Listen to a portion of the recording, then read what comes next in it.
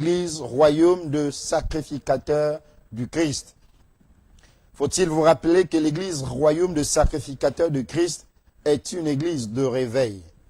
Nous parlons de la part du Seigneur. Nous confessons Jésus-Christ comme étant notre Seigneur, Sauveur et Rédempteur. C'est une Église qui transforme les vies. Pas une Église qui déforme les vies, mais une Église qui transforme les vies. Une Église qui se conforme à la volonté et à la parole de Dieu. Une Église qui ne cherche pas à faire de la plus près, mais une Église qui cherche à faire ce que Dieu nous demande de faire. Une Église qui ne cherche pas un renom, mais une Église qui cherche à ce que les noms de ses brebis soient inscrits dans le livre de vie. Voilà ce que nous sommes. Et donc, ce matin, c'est encore une charge qui nous est confiée de parler de la part du Seigneur. Et je prie à ce que les gens soient connectés et qu'ils partagent ce message, parce qu'il est important que les hommes et les femmes écoutent la parole de Dieu qu'il a destinée à chacun d'entre nous en ces jours, du 2 août 2020. Ce matin, le thème de notre message s'intitule, et nous allons commencer par la première partie, il y aura certainement plusieurs parties, mais nous commençons par la première partie, l'instauration de l'abomination. L'instauration de l'abomination. Et sans plus tarder, nous allons ouvrir nos Bibles, nous allons lire le verset 15 de Matthieu 24. Ça veut dire, nous lisons l'évangile de Matthieu 24 et au verset 15. Nous aurons gardé vos Bibles ouvertes parce que nous allons passer tout le temps à partager la parole du Seigneur. Alors donc, nous commençons par Matthieu chapitre 24, le verset 15. Il est dit, et nous lisons la parole de Jésus au nom du Père, du Fils et du Saint-Esprit. C'est pourquoi, lorsque vous verrez l'abomination de la désolation dont a parlé le prophète Daniel, établi en lieu saint, que celui qui lit fasse attention, et nous lisons Amen, Amen, Amen. Alors, c'est pourquoi, c'est une conséquence, une suite logique d'une phrase, et je vous fais l'économie, n'est-ce pas, de la phrase qui vient avant. J'ai tout simplement lu la suite, la conséquence logique, la déduction ou la conclusion que le Seigneur donne par rapport à son message sur le sermon communément appelé sur le mont des Oliviers. Un message révélateur des temps présents que nous sommes en train de traverser. Un message avertisseur qu'il avait donné à cette époque à nos contemporains, mais qui est aujourd'hui d'actualité. Un message vrai, un message que chacun d'entre nous peut toucher les réalités et en tirer en lui-même les déductions ou les conclusions. Bien-aimés dans le Seigneur, Jésus lui-même dit ici que lorsque vous verrez l'abomination de la désolation dont a parlé le prophète Daniel, la désolation, l'abomination de la désolation, une expression que le prophète Daniel a utilisée dans son livre, le livre de Daniel. Voyons le livre de Daniel au chapitre 9, on en parle, précisément le verset 27, Daniel 11, le verset, je crois, 31, Daniel 12, le verset 12 et 11, on parle. Donc plus d'une fois, le prophète Daniel parle de l'abomination de la désolation.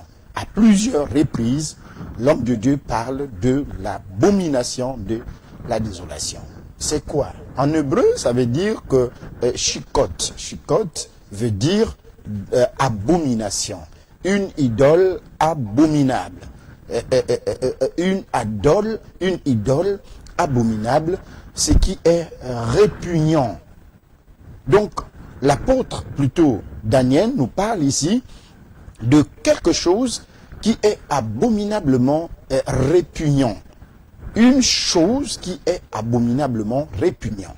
Quelque chose qui évoque un profond dégoût. Il nous parle d'une chose qui évoque un profond dégoût. Un profond dégoût. Je dis bien un profond dégoût. C'est répugnant. L'abomination de la désolation. quand vous lisez, vous avez l'impression que l'abomination de la désolation, c'est un événement. Oui, nous disons, c'est un événement. C'est un phénomène qui est en train de s'installer et qui a déjà commencé son instauration. Nous aurons tout le long de ce message des éléments probants qui montrent que la désolation est en train d'être instaurée. Et d'ici là, eh bien, il n'y aura plus d'autre voie que d'accepter ce qui est alors inacceptable, ce qui est dégoûtant. D'ici là, nous allons accepter, veut ou veut pas, ce qui est dégoûtant, ce qui est répugnant. En tant qu'enfants de Dieu, nous devons être suffisamment déjà enseignés pour dire, eh bien, ces choses-là, quand elles vont arriver et s'installer définitivement, cela ne sera jamais notre partage. Mais comment? Mais comment? Si tu n'es pas suffisamment d'abord averti, enseigné, cultivé, entraîné, tu ne seras pas même, n'est-ce pas, de repousser de là et de trouver cela comme étant quelque chose de répugnante. Parce que tu n'as pas été suffisamment averti, suffisamment préparé. Et notre devoir qui est le nôtre, d'avertir, n'est-ce pas, de conscientiser, nous amène, nous exige à ce que nous fassions, par la grâce de Dieu, ce travail. Et il est important, bien-aimé enseignant, je ne parle pas ici des richesses terrestres, je ne parle pas des agitations de l'esprit, n'est-ce pas? Je parle ici de ce que tout œil peut déjà constater et remarquer. Et que nous devons, en ce qui nous concerne, prendre toutes les dispositions nécessaires pour que cela ne soit pas notre partage. Il n'est pas tout simplement question de confesser que cela n'est pas mon partage, mais il est question de comprendre de quoi s'agit-il. De quoi il est question. Alors, c'est un événement, oui, parce que c'est une série de choses qui, de fur et à mesure, chaque jour, n'est-ce pas, prennent place dans notre société, dans nos milieux, eh bien, pour s'ériger en loi, pour s'ériger en normes, pour s'ériger en vie. Et nous devons, bien-aimés dans le Seigneur, ça devrait, ma foi, nous inquiéter et dire qu'est-ce qui est en train de s'installer autour de nous, qu'est-ce qui est en train de marcher autour de nous, qu'est-ce qui est en train de prendre forme de loi autour de nous, qu'est-ce qui est en train de prendre forme, n'est-ce pas, de légal autour de nous, qu'est-ce qui est en train de prendre une forme de légitimité autour de nous. Est-ce acceptable? Est-ce condamnable? Est-ce répugnante? Est-ce nous devons dénoncer ou ne pas faire partie de ces choses? Voilà quelle est notre responsabilité en tant qu'enfant de Dieu. Alors, l'abomination, bien-aimée, dans le Seigneur, de la désolation, c'est également une chose. Je peux même aller plus loin. C'est une personne. Oui, c'est une personne. Une personne qui, malheureusement, n'a pas la Torah. C'est-à-dire qui n'a pas la loi de Dieu dans son cœur. Parce que quelqu'un qui n'a pas la loi de Dieu dans son cœur, eh bien, c'est une abomination, c'est un abominable. Une personne, écoutez-moi bien, une personne qui n'a pas la loi de Dieu dans son cœur, qui n'a pas la Torah dans son cœur, eh bien, c'est une personne abominable. Devant Dieu, elle est répugnante. Peu importe la forme qu'elle peut avoir. Un beau costume, une belle cravate, eh ben, une belle voix, ou encore, je ne sais pas, de l'élégance ou la beauté, eh ben, devant Dieu, une telle personne qui n'a pas la loi de Dieu, qui n'a pas la Torah, qui n'a pas la crainte de Dieu, en un mot, est une personne répugnante. C'est une abominable. Ou c'est un abominable. Il est important, bien-aimé, dans le Seigneur. Donc c'est une personne. L'abomination, l'installation de l'abomination, de la désolation, c'est une personne. C'est-à-dire quelqu'un qui n'a ni cœur, ni loi en lui. Il vit comme ça. L'apôtre Paul le dit exactement dans, je crois, 2 Thessaloniciens, au chapitre 2, dès le premier verset, le verset 2.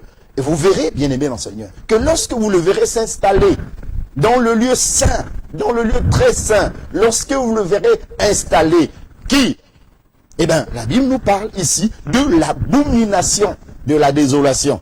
C'est-à-dire que c'est une personne qui va prendre autorité, qui va prendre forme, avec donc toutes ces lois, avec toute sa façon de vivre et de regarder les choses, d'inventer la vie sur la terre, de dicter la vie selon sa folie, et c'est cela, bien-aimé, dans le Seigneur.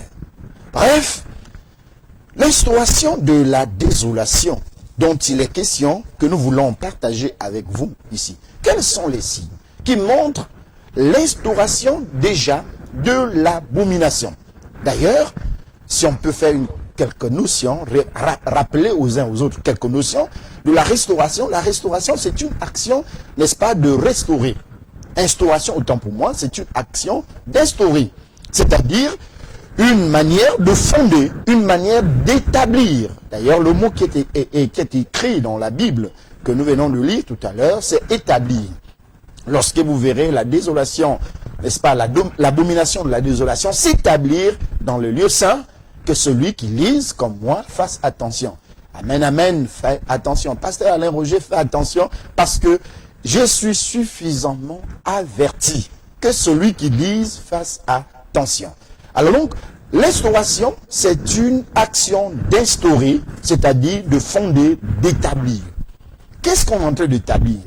On est en train d'établir l'abomination en termes de règles, en termes de quelque chose que les gens doivent accepter et vivre. Comment instaurer une abomination, une désolation? Comment arriver à installer, à instaurer, à donner fondation à ce qui devrait être détruit, à ce que nous devons, à ce que on pense être détruit et condamnable? Comment instaurer une telle chose? Bien-aimés dans le Seigneur, je puis vous dire que aucune force humaine, aucun pouvoir humain, aucune chose ne va empêcher l'instauration de ces choses. Pour la simple raison que nous sommes à la fin des temps. Nous sommes à la fin des temps. Je puis vous dire une chose qui est vraie. Personne ne pouvait empêcher que Christ ne soit pas alors crucifié sur la croix du calvaire. Personne. Personne ne pouvait.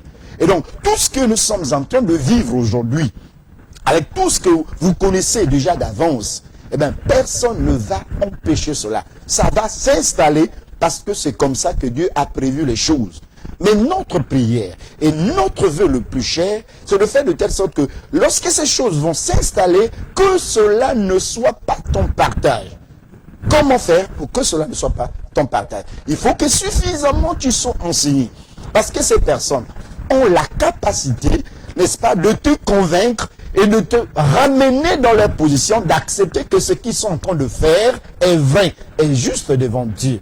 Alors que nous avons appelé que ce sont des abominables, c'est-à-dire des personnes sans la Torah, sans la loi de Dieu dans leur cœur, sans la crainte de Dieu dans leur vie. Bien-aimés dans le Seigneur, quels sont ces signes?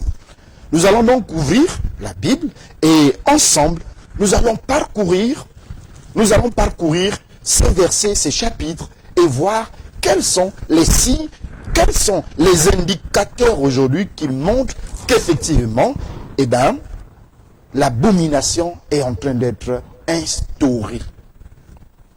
Alors, Proverbe chapitre 28, nous allons lire le verset 9. Proverbe 28, et nous lisons le verset 9. Permettez-moi, je vais donc lire la parole du Seigneur dans le livre du Proverbe au chapitre 28, le verset 9. Il est écrit: si quelqu'un détourne l'oreille pour ne pas écouter la loi, sa prière même est une abomination. La régie nous aide. Si quelqu'un détourne l'oreille pour ne pas écouter la voix ou la loi, sa prière même est une abomination. Qu'est-ce que Dieu veut nous dire par rapport à cela? Nous voyons aujourd'hui des gens qui prient le Seigneur, qui se disent qu'ils sont croyants. Ils disent qu'ils sont croyants. Des gens qui peut-être que prient chaque jour. Des gens qui professent que moi je suis catholique, je suis de réveil, je suis de telle obédience, je suis de telle religion. Eh bien, mais malheureusement ces personnes, qui se détournent de la loi de Dieu. Ces personnes-là, en réalité, non seulement que Dieu qualifie leur prière d'une abomination, donc quelque chose qui est répugnante devant Dieu, et Dieu, quand on parle d'abomination, Dieu n'entend plus rien. Dieu ne prête plus attention à quoi que ce soit, quelle que soit l'articulation de tes mots dans la prière. Dieu ne peut plus t'entendre et t'écouter parce que tu es considéré comme étant une abomination ou comme étant un abominable, et Dieu a horreur à tout ce qui se nomme abomination. Donc, il y a effectivement des gens qui prient mais qui n'ont pas la loi de Dieu.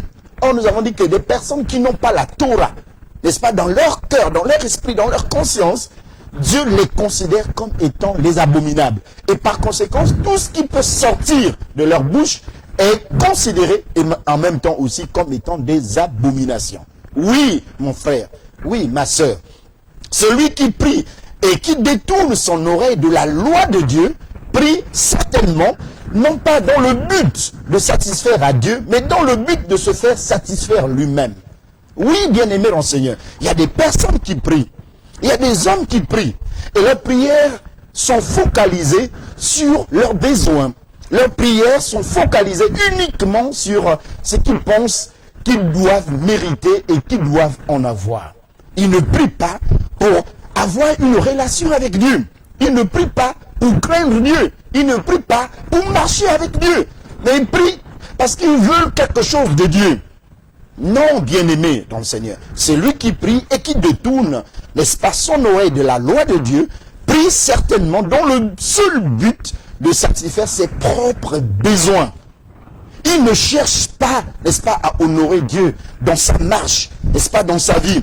Il ne le cherche pas. Il ne cherche pas à écouter le conseil de Dieu. Non, il ne le cherche pas pour ses buts. Pour cette raison, il le cherche parce que Dieu est peut-être son financier, Dieu est peut-être son docteur, Dieu est peut-être son médecin, son défenseur, son arrière et son avant et son arrière-garde. Il le cherche pour ça. Mais il ne cherche pas Dieu pour honorer Dieu dans leur vie. Or, un chrétien, quel que soit qu'il soit, doit prier et chercher Dieu, premièrement pour honorer Dieu dans sa vie. Honorer Dieu dans sa vie. Lorsque quelqu'un a l'honneur envers une autre personne, ça veut dire il y a du respect, il y a de la considération, il y a, on va dire, de l'admiration. Et on écoute religieusement celui qu'on a de l'admiration. Bien-aimé dans le Seigneur. Et beaucoup de gens, bien-aimés dans le Seigneur, ne cherchent pas Dieu pour honorer Dieu, pour admirer Dieu, pour glorifier Dieu, pour l'exalter. Mais ils le cherchent pour d'autres besoins qui se limitent seulement à leurs besoins. Il faut comprendre et retenir cela. Il veut le servir, il ne veut pas le servir, il ne veut pas se servir de Dieu, mais il se sert de Dieu. Je vais vous donner un exemple très simple. Un pouvoir ou une autorité qui n'écoute plus la voix du peuple, en réalité, cette autorité ou ce pouvoir n'est plus pour les besoins du peuple, mais ce pouvoir est pour lui-même. Cette autorité est pour ses propres besoins. Donc, un pasteur qui n'écoute plus la voix, le besoin du peuple, mais qui cherche, n'est-ce pas, autre chose, ça veut dire tout simplement qu'il n'a plus besoin, n'est-ce pas, de satisfaire aux besoins du peuple, mais il est là pour chercher à tirer profit, n'est-ce pas, des brebis. Un pouvoir, une autorité qui n'écoute plus la voix de son peuple, eh bien, ne sert plus ce peuple, mais il profite de ce peuple. Bien-aimé dans le Seigneur. Et lorsque un homme, un chrétien, n'écoute plus la voix de Dieu, en réalité, il prie Dieu, non plus pour que Dieu soit Dieu dans sa vie, mais il prie Dieu pour que Dieu soit la solution de ses problèmes. Non. C'est vrai que c'est une partie, n'est-ce pas, pour laquelle nous servons le Seigneur, que nous prions le Seigneur, que Dieu soit effectivement pour nous un médecin, un protecteur, un avant, un arrière-garde, oui, un père, un consolateur. Mais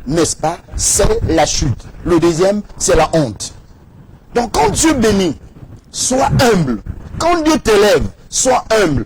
Quand Dieu te comble, écoute la voix du peuple, écoute la voix du plus petit. C'est très important. Parce que demain, Dieu va te confondre.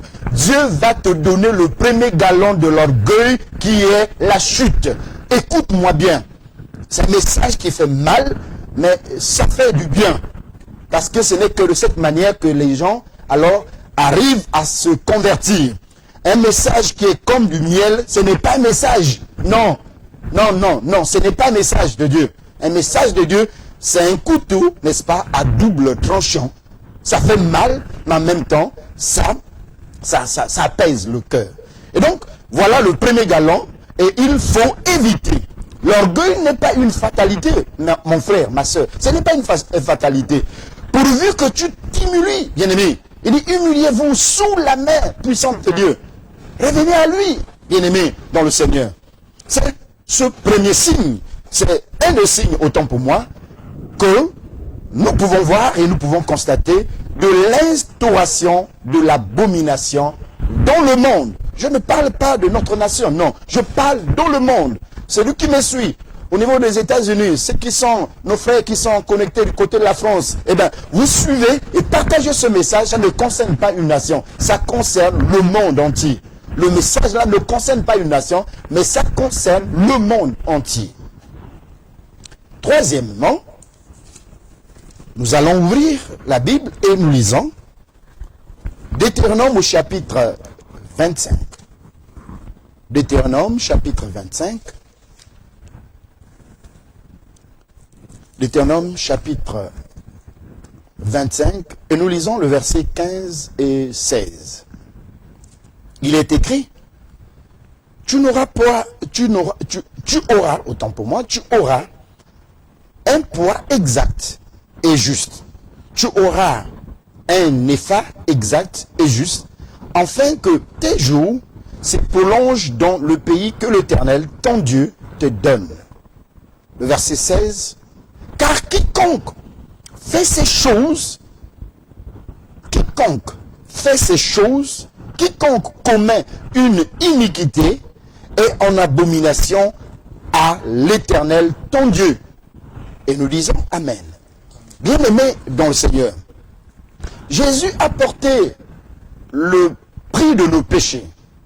Il a pris cela sur la croix du calvaire, il les a cloués, déclare la Bible, et a mis cela en spectacle, les ordonnances, les décisions, les décrets, connus ou non connus, secrets ou publics, qui ont été, qui pesaient sur l'homme, et Christ a pris, il les a mis en spectacle, en les clouant sur la croix du calvaire.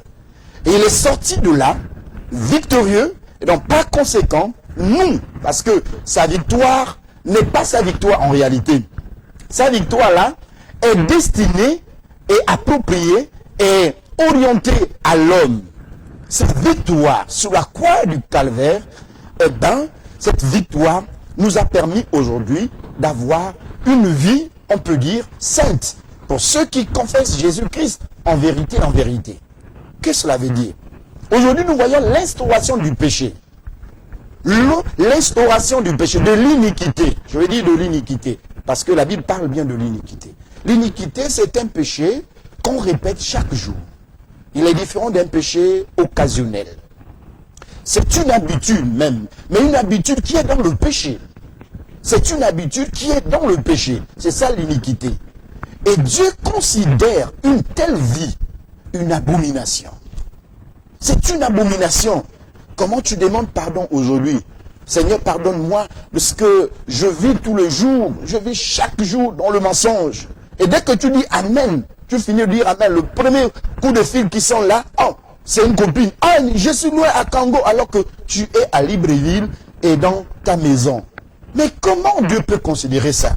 Dieu considère ça comme étant, n'est-ce pas, une abomination. C'est répugnant qu'à peine là tu viens de dire Amen. Et à peine là, tu viens encore de commettre le même péché. Le même péché. Tu vis dans la fornication. Seigneur, oh Dieu, Seigneur, je ne veux plus, je ne veux plus. Mais voilà comment dès que tu passes, c'est une jeune fille qui t'intéresse et tu rentres encore dedans. Bien-aimé dans le Seigneur, à quoi a servi ton pardon de tout à l'heure? Ton pardon de tout à l'heure. Et Dieu nous dit que c'est une abomination. Le péché est en train de s'installer. Nous avons des péchés qu'on caresse. Des péchés qui sont bien alors assis dans nos vies. Des péchés qui occupent, n'est-ce pas, même la place de Dieu dans nos vies. Parce qu'il y a de ces péchés. Non, dès qu'on touche là, non, ne me parle pas de ça. Non, s'il te plaît, ne me parle pas de ça. Ça veut dire que, eh ben, c'est quelque chose qu'on ne peut même pas négocier. On ne peut même pas en parler. Dès que tu parles, on parle de ça, eh ben, tu es sur tes chevaux. Ah non, c'est une abomination. Et nous voyons, bien aimé mon Seigneur, comment le péché, l'iniquité est en train de prendre sa forme, sa place dans la vie. L'instauration de l'iniquité dans le lieu saint. L'iniquité dans le lieu saint. Le passé qui couche avec les jeunes filles sans que ça bouleverse quelqu'un. Non, il est à l'aise. Non, il finit avec celle-là. Elle répond, elle commence maintenant avec une autre. Ainsi de suite. Non. Non, c'est une abomination, déclare la Bible. Dieu trouve cela comme étant dégoûtant. C'est dégoûtant pour Dieu de voir une personne vivre de telle manière ou de telle sorte. Nous allons encore lire un autre passage, le 4e point, Deutéronome 17. Deutéronome chapitre 17. Et nous allons lire le premier verset. Il est écrit, et nous lisons. Tu n'offriras en sacrifice à l'Éternel, ton Dieu, ni bœuf, ni agneau, et qui ait quelque défaut ou difformité autant pour moi. Car ce serait en abomination à l'Éternel, ton Dieu. Nous lisons Amen. C'est un passage qu'on va essayer un peu de titiller les uns et les autres.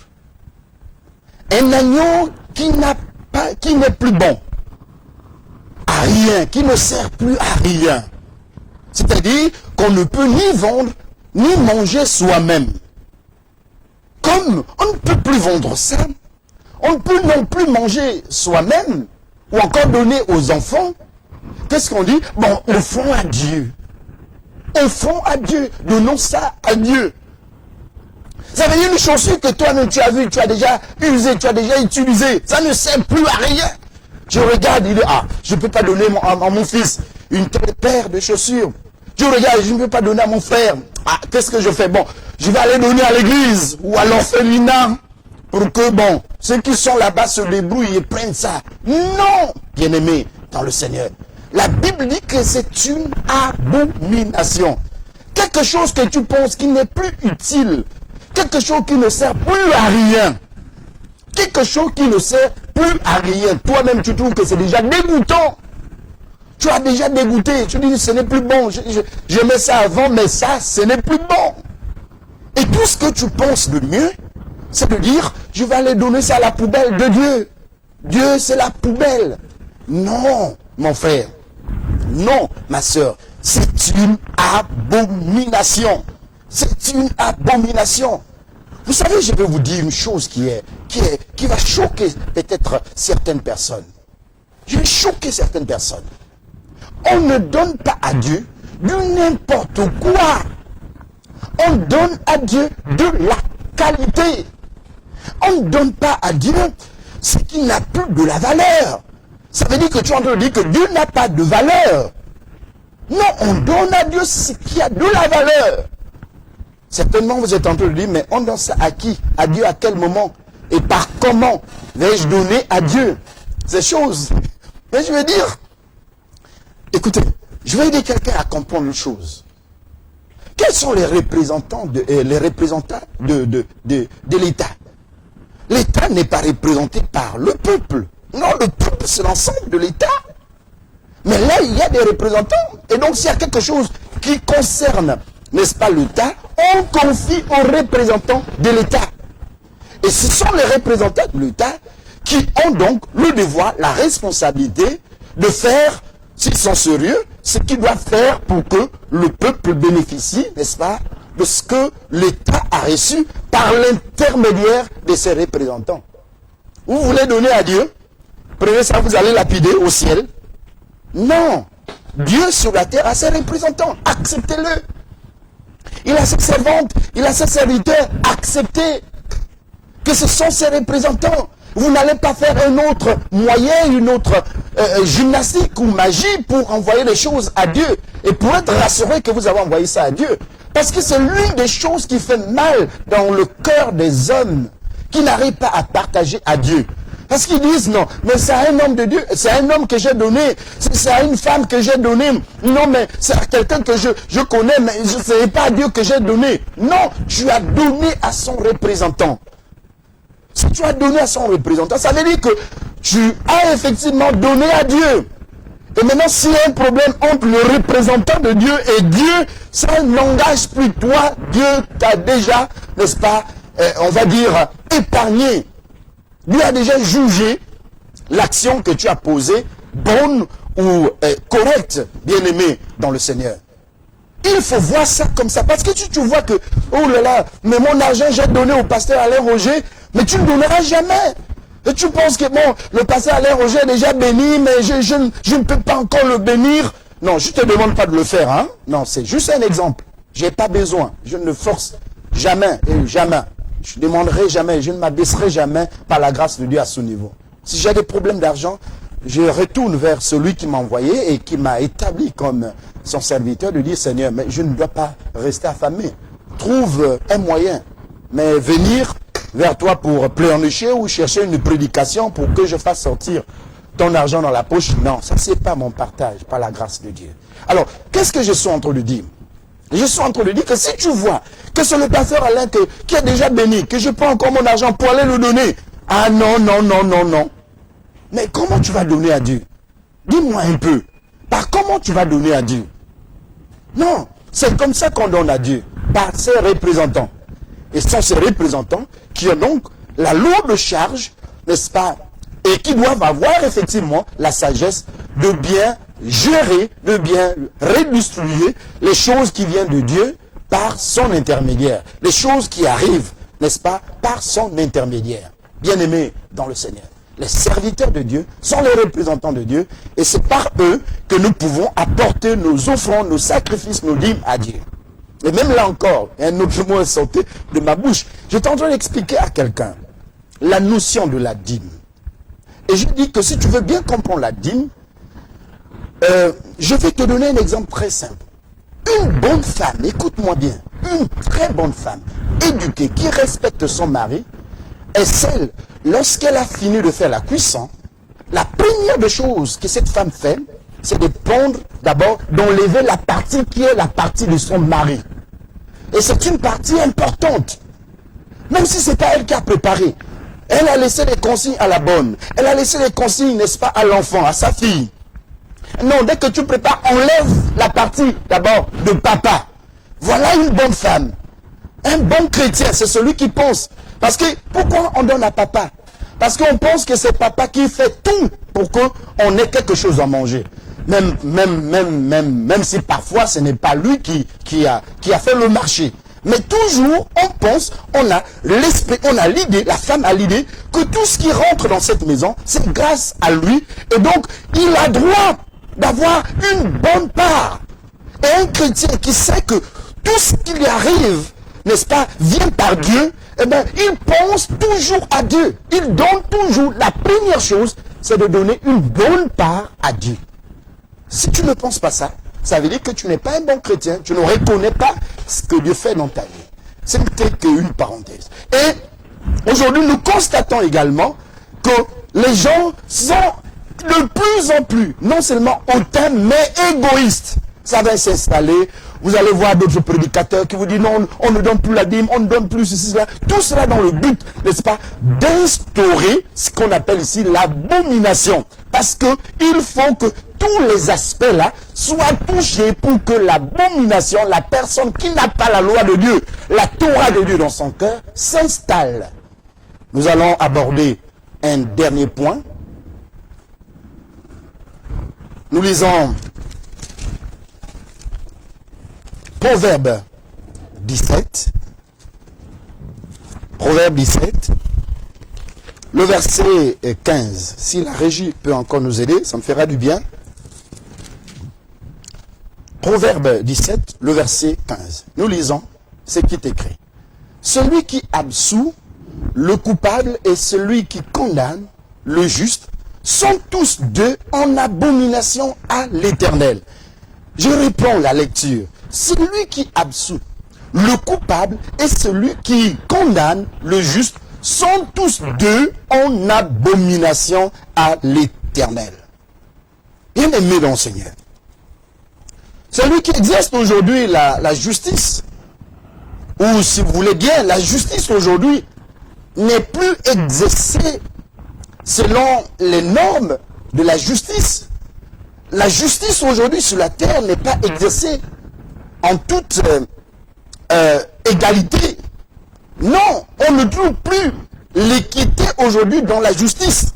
On ne trouve plus l'impartialité de la justice aujourd'hui. Non, soyons vrais, soyons sincères. Pourquoi? Parce que les conflits d'intérêts sont là dans la justice. Aujourd'hui, bien-aimé mon Seigneur, les conflits idéologiques sont là dans la justice. Les relations personnelles sont là dans la justice. Les agendas cachés ou double agendas sont là dans la justice. L'avidité, c'est là dans la justice. Et ça rend compliqué. Même ceux qui veulent rendre la justice juste. Parce qu'il y a des pressions. Il faut demander à ces avocats. Il faut demander à ces juges. À ces personnes qui ont cette lourde responsabilité. Quelle pression ils subissent, bien-aimés dans le Seigneur. Des lobbies qui influencent la justice. Si vous voulez la justice vraie, prenez deux pauvres qui n'ont pas de relation, qui n'ont rien devant, qui n'ont ni tante, ni oncle, ni ami devant. Là, vous verrez la justice. Mais dès lors qu'il y a un riche et qu'il y a un pauvre, bien aimé, la justice ne sera pas équitable. Dès lors qu'il y a un qui est au pouvoir et l'autre qui est opposant, la justice ne sera jamais équitable. Je vous le dis, et c'est la vérité. C'est la vérité. La justice ne sera jamais équitable. Et la Bible nous dit ici que, alors, on absout, c'est-à-dire que on acquitte, n'est-ce pas, celui qui est coupable et l'innocent est condamné. Et celui qui acquitte, celui qui est coupable, parce que j'ai ma tante, parce que j'ai mon oncle. Et c'est ce qui arrive. Dès que tu as un problème au tribunal, la première des choses, c'est d'appeler la relation, l'oncle qui est là-bas, la tante qui est là-bas, la mère qui est là-bas, le voisin qui est là-bas. On cherche non pas à dire, Seigneur, j'ai péché contre toi, j'ai été trouvé en faute, Seigneur, pardonne-moi. Non, on pense tout de suite là, appeler la relation. Et vous voulez que la justice soit juste. Par comment, bien-aimé, dans le Seigneur? Par comment? Ah non, j'ai un colonel là-bas, je l'appelle. Non, attends, je vais appeler. Vous voulez que la justice soit juste comment? Non, je suis ministre. Non, mon oncle là-bas, il est ministre. C'est lui qui est le ministre tout-puissant. Non, vous voulez que la justice soit comment? Et la Bible dit que c'est une abomination. Et c'est ce que nous sommes en train de voir. Nous sommes en train de voir toutes ces choses devant nos yeux. L'abomination, cette personne est en train de s'installer, même dans ce milieu appelé justice. Si vous voulez la justice, attendez au ciel. Mais sur la terre, là, ça n'existe pas. Sur la terre, il y a toujours des interférences. Il y en aura toujours. Demandez aux anciens procureurs, demandez aux procureurs. Il y en a d'autres qui ont été révoqués dans le monde entier parce qu'il a respecté à la décision du ministre, de son patron. Parce qu'il voulait rendre les choses vraies et justes. Mais comme il a dit, bon, écoutez, vous allez voir que la justice n'est pas indépendante. Elle est dépendante. Bien-aimés dans le Seigneur. Qu'est-ce que nous sommes en train de faire de ce que nous sommes en train de voir? Quelle est notre réaction? Quelle est notre décision? Qu'est-ce que nous devons faire? Bien-aimés notre Seigneur, l'instauration de l'abomination est là. Elle est là. Elle est là, elle est là, elle est là. Vous entendez quoi? Vous entendez quoi? Vous pensez quoi? C'est bien, on a tendance de dire, on va rendre justice, on va rendre justice. Mais vous croyez qu'un vainqueur va dédouaner, n'est-ce pas, le vaincu? Vous le croyez? Dans quel monde? Ce monde de la terre, le monde de Dieu, oui, mais pas le monde de la terre, ça n'existe pas. Je n'ai pas encore vu. Donnez-moi des exemples que vous avez déjà vus. Nous avons un pays voisin où nous avons vu une guerre, n'est-ce pas, entre un pouvoir entrant et un pouvoir sortant. Lesquels qui sont allés en prison. Mais on parle seulement des victimes. Les victimes sont seulement chez les vainqueurs, mais chez les vaincus, il n'y a pas de victimes. Et on vous fait croire qu'il y a la justice. Non, ça n'existe pas sur la terre. C'est bien qu'elle est là pour essayer un peu de regarder un problème, des pauvres entre pauvres et de le régler. Gloire à Dieu pour nous. Gloire à Dieu. Mais si tu as un problème avec un homme fort qui a de l'argent, je vous dis que la justice là ne sera pas à 100% à ton côté. Même si tu as raison. Tu as 95% de voir ce procès à sa faveur que de penser qu'il va perdre. Soit on vous dit report sur report, jusqu'à ce qu'un jour tu sois fatigué, tu abandonnes le problème. Oui, bien-aimés dans le Seigneur, disons les choses telles que la Bible nous recommande de le dire. C'est lui qui absout, c'est-à-dire absoudre, acquitter le coupable, et celui qui condamne le juste, sont tous deux en abomination à l'Éternel. Je veux m'arrêter en disant ceci, et c'est très important. Chers frères et chères sœurs, j'ai beaucoup d'enfants qui sont au niveau de la justice et partout. J'ai beaucoup d'admiration pour le travail que vous faites. J'ai beaucoup de considération pour le travail que vous faites. Parce que c'est un travail divin. C'est le travail que Dieu fait chaque jour au ciel. Vous allez juger, n'est-ce pas, les injustes et les justes. De séparer. Parce que les deux ne doivent pas être ensemble. L'ivraie et le blé ne doivent pas continuer à être ensemble. C'est la responsabilité que Dieu vous a donnée sur la terre. Et cette responsabilité doit être faite avec une conscience pure. Parce que si votre conscience est teintée d'hypocrisie, d'influence, de corruption, vous avez des problèmes à Dieu. Parce que le travail que vous faites, j'insiste, le travail que les magistrats font sur la terre, les juges font sur la terre, c'est un travail divin. Parce que Dieu lui-même est le véritable juge. Mais attention. Et je voulais aussi attirer l'attention de ceux qui pensent qu'ils sont forts, qu'ils ont le pouvoir, qu'ils peuvent tout faire. Attention, ne torturez jamais un innocent. Si vous torturez un innocent et qu'il meurt, et qu'il ne vous a jamais dit que Dieu vous pardonne, vous ne serez jamais pardonné. Et vous irez en enfer. Parce que la vie d'un homme n'est pas exceptée, n'est-ce pas, exemplée de péché. La vie d'un homme, la Bible dit, l'apôtre Paul dit que tous ont péché et sont privés de la gloire de Dieu. Ça veut dire quoi? Ça veut dire que ce que tu es en train de condamner à ton frère, à ta soeur, en le torturant, en habillé. Écoutez bien, aujourd'hui on parle des lois, des droits, n'est-ce pas? Les droits humains. Et les droits humains disent que vous ne devrez pas torturer la personne, quel que soit son tort. Quel que soit le motif pour lequel vous le reprochez, vous ne devez pas le torturer. Christ a été torturé. Écoutez-moi bien. Je suis là dans l'évangile de Luc au chapitre 23. Et si vous pouvez me permettre, je vais faire rapidement cette lecture et en tirer ce que le Seigneur me met à cœur par rapport à ce que je suis en train de dire. Luc chapitre 23. Et je vais lire le verset 33 et le verset 34. Il est écrit ce qui suit. Le verset 33. Lorsqu'ils furent arrivés au lieu appelé Crâne, ils le crucifièrent là, ainsi que les deux malfaiteurs, l'un à gauche, à droite, l'autre à gauche. Jésus dit, Père, pardonne-leur, car ils ne savent ce qu'ils font. Ils se partagèrent ses vêtements en tirant au sort. Quand nous sommes au verset 46, la Bible nous dit, Jésus s'écria d'une voix forte, Père, je remets mon esprit entre tes mains. Et en disant ces paroles, il expira. Ça veut dire quoi? Ça veut dire que si Jésus n'avait pas dit avant d'expirer, c'est-à-dire avant de remettre son esprit à Dieu, si Dieu, Jésus n'avait pas dit pardonne-leur, aujourd'hui ces personnes-là qui ont crucifié le Seigneur devraient, même si après qu'ils ont accepté le Seigneur, ils ne devraient pas être pardonnés par Dieu. Rassurez-vous que les personnes que vous avez torturées et qui sont mortes par vous ne sont pas partis avec ce regret.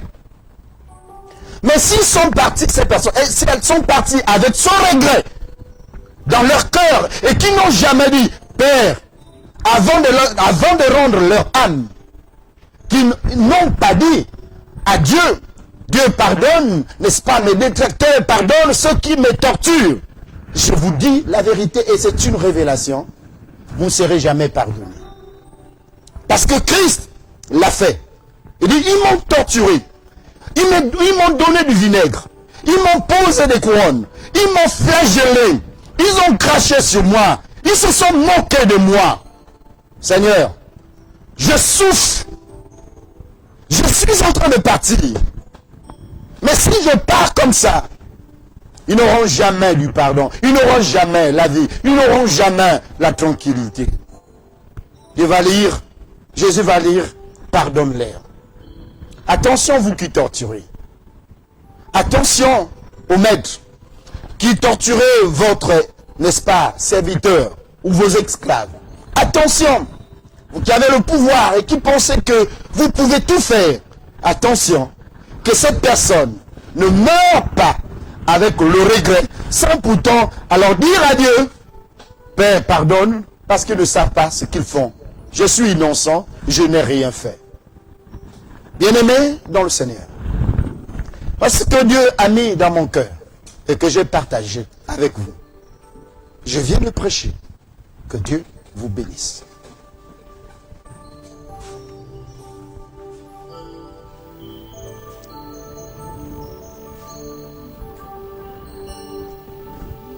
Nous te disons merci. Merci Seigneur.